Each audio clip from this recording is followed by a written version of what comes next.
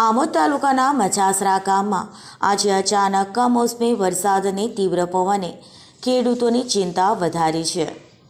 ખેડૂતોએ તુવર અને મગનો પાક કાપીને ખેતરમાં તથા ખળીમાં સૂકવવા મૂક્યો હતો. ગામના ખેડૂતોના જણાવ્યા મુજબ છેલ્લા કેટલાક દિવસથી આબોહવા અનુકૂળ હતી.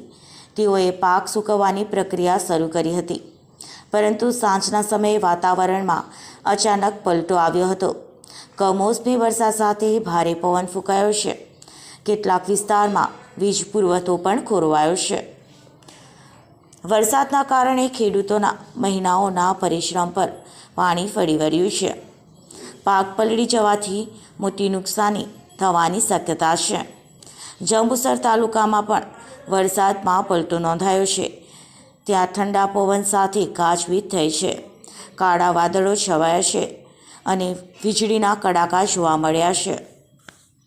રિપોર્ટર વિપુલ જાની.